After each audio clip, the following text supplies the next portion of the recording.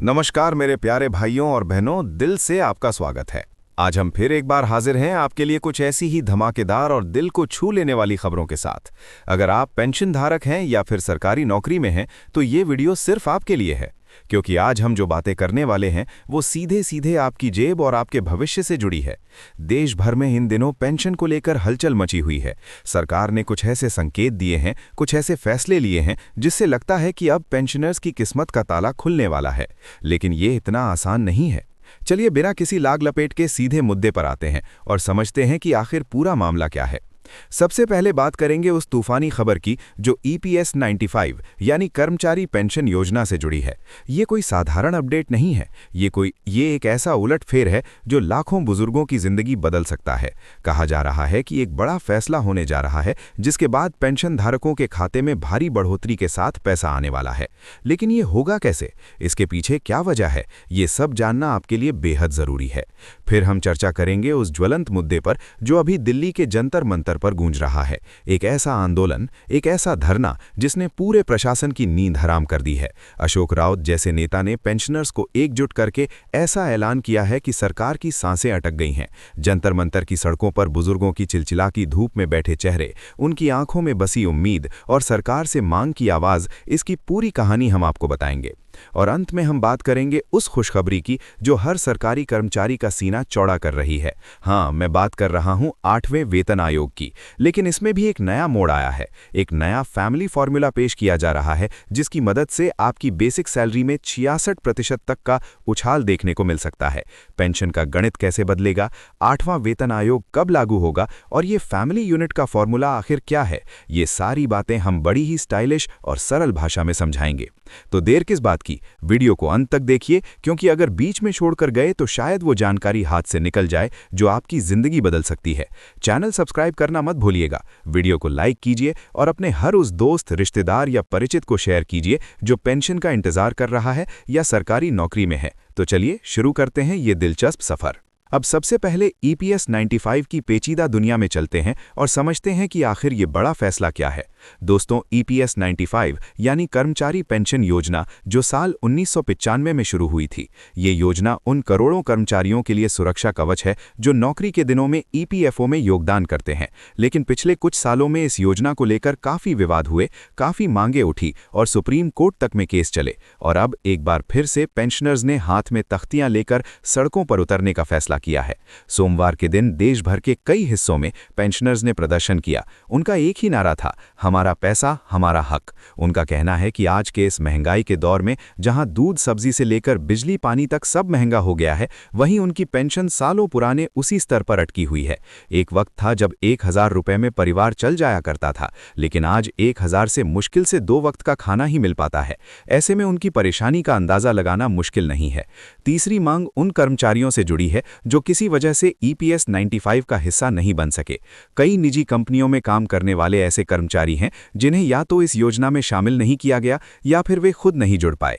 एक उनके लिए मांग की जा रही है कि उन्हें भी 7000 रुपए प्रति माह की न्यूनतम पेंशन का प्रावधान किया जाए। इससे उन बुजुर्गों को भी राहत मिलेगी जिनके पास आज कोई आमदनी नहीं है और वे किसी तरह अपनी जिंदगी काट रहे हैं। चौथी और सबसे जटिल मांग है सुप्रीम कोर्ट के उस ऐतिहासिक फैसले को लागू करने की। आपको याद होगा 4 नवंबर 2022 का दिन। उस दिन सुप्रीम कोर्ट ने एक ऐसा फैसला सुनाया जिसने पेंशनर्स की रूह में जान डाल दी। कोर्ट ने कहा कि कर्मचारियों को उनकी वास्तविक सैलरी यानी एक्चुअल सैलरी के आधार पर पेंशन पाने का अधिकार है। इसका मतलब ये हुआ कि पेंशन की गणना करते वक्त सैलरी की सीमा को कैप नहीं किया जाना चाहिए।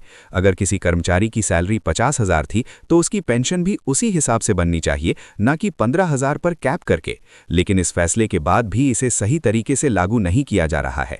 पेंशनर्स की मांग है कि इस फैसले को बिना किसी देरी के, बिना किसी शर्त के तुरंत लागू किया जाए। उन्हें उनकी आखिरी सैलरी के हिसाब से पेंशन मिले, न कि किसी पुराने फॉर्मूले की बेड़ियों में जकड़कर। अब इस पूरे विवाद की टाइमलाइन पर एक नज़र डाल लेते हैं ताकि आपको पूरी तस्वीर साफ हो जाए। साल 1995 में जब EPS 95 लॉन्च हुआ तब ये क्रांतिकारी कदम था। फिर साल 2014 में सरकार ने इसमें बड़ा संशोधन किया। पेंशन के लिए सैलरी की सीमा यानी पेंशनेबल सैलरी कैप को बढ़ाकर 6,500 रुपये से 15,000 रुपये कर दिया गया। इसके बाद से पेंशनर्स में हलचल शुरू हुई। साल 1920 के आसपास आंदोलन ने जोर पकड़ा और फिर आया 4 नवंबर 2022 का वो ऐतिहासिक फैसला।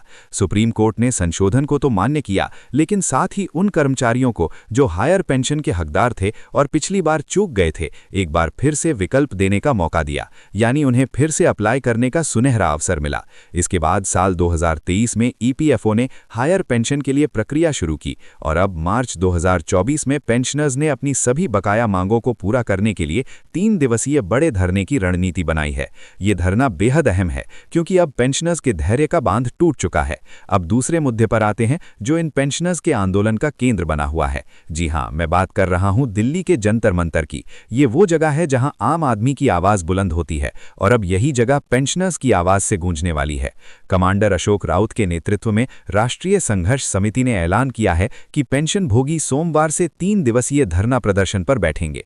ये कोई मामूली प्रदर्शन नहीं है, ये उन बुजुर्गों की आखिरी लड़ाई है जिन्होंने अपनी पूरी जिंदगी लगा दी, अपनी कमाई का एक हिस्सा पेंशन फंड में जमा किया और आज जब उस पैसे की सबसे ज्यादा जरूरत है तो उन्हें ठुकराया जा रहा है। जंतर मंतर पर होने वाले इस धरने की खास बात यह है कि इसमें देश के कोने कोने से पेंशनर्स पहुंच रहे हैं। ये कोई एक राज्य या एक शहर का मुद्दा नहीं रह गया है, ये पूरे देश के लाखों करोड़ों पेंशनर्स का सवाल बन चुका है। अशोक राउत ने साफ शब्दों में कहा है कि उनकी लड़ाई सिर्फ एक मांग के लिए नहीं बल्कि पूरी पेंशन व्यवस्था में बदलाव के लिए है। वे चाहते हैं कि न्यूनतम पेंशन 7,500 हो, उसमें महंगाई भत्ता जुड़े, मुफ्त इलाज मिले और सुप्रीम कोर्ट का फैसला लागू हो। इससे पहले श्रम मंत्री मनसुख मांडविया ने पेंशनर्स को कई आश्वासन दिए थे। उन्होंने ये कहा था कि उनकी मांगों पर सकारात्मक विचार किया जा रहा है और जल्द ही कुछ कदम उठाए जाएंगे। लेकिन पेंशनर्स का कहना है कि आश्वासनों पर अब भरोसा नहीं किया जा सकता। उन्होंने पहले भी कई बार आश्वासन दिए और बाद में ठंडे बस्ते में डाल दिए। इस बार वे तब तक नहीं मानेंगे जब तक कि कैबिनेट की स्पष्ट मंजूरी के साथ कोई ठोस आदेश नहीं आ जाता। यानी उनका आंदोलन अब और तेज होगा, अब और उग्र होगा। ये लड़ाई अब सिर्फ पैसों की नहीं बल्कि सम्मान की लड़ाई बन गई है। एक ऐसे बुजुर्ग के सम्मान की लड़ाई जिसने अपनी जवानी देश और समाज के नाम कर दी और आज वो सड़कों पर अपने हक के लिए तरस रहा है। तीसरे और आखिरी हिस्से में हम बात करेंगे उस खुशखबरी की जो हर सरकारी कर्मचारी और पेंशनर के चेहरे पर मुस्कान बिखेर रही है। हम बात कर रहे हैं 8वें वेतन आयोग की। इसको लेकर जो अपडेट आया है उससे साफ है कि अब कर्मचारियों की तकदीर बदलने वाली है। खबरों की माने तो आप सभी की बेसिक सैलरी में 66% तक की भारी बढ़ोतरी हो सकती है। लेकिन सवाल यह है कि ये 66% का आंकड़ा कहां से आ रहा है और ये नया फैमिली पेंशन फॉर्मूला क्या बला है। तो चलिए इस गणित को थोड़ा सरल भाषा में समझते हैं। केंद्र सरकार के लाखों कर्मचारियों और पेंशनर्स के लिए ये राहत की बहुत बड़ी खबर है। 8वें वेतन आयोग को लेकर अभी से तैयारियां तेज हो गई हैं। कर्मचारी संगठनों ने अपनी मांगों का पिटारा खोल दिया है और सरकार के सामने एक बहुत बड़ी मांग रखी है। उनका कहना है कि पारिवारिक इकाई यानी फैमिली यूनिट को मौजूदा 3 से बढ़ाकर 5 किया जाना चाहिए। अगर सरकार इस मांग को मान लेती है तो फिर फिटमेंट फैक्टर में जबरदस्त उछाल आएगा और इसी के चलते बेसिक सैलरी में 66% तक की बढ़ोतरी की राह बन रही है। अब आप सोच रहे होंगे कि ये फैमिली यूनिट और फिटमेंट फैक्टर आखिर है क्या? ये समझना बहुत जरूरी है। दरअसल आजादी के बाद साल 1956 में हुए 15वें इंडियन लेबर कॉन्फ्रेंस में एक फॉर्मूला तय किया गया था।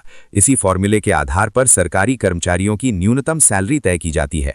इस फॉर्मूले में एक परिवार की इकाई को 3 लोगों का माना जाता है, यानी एक कर्मचारी, उसकी पत्नी और एक बच्चा। इन 3 लोगों की जरूरतों और खर्चों के आधार पर न्यूनतम सैलरी की गणना की जाती है।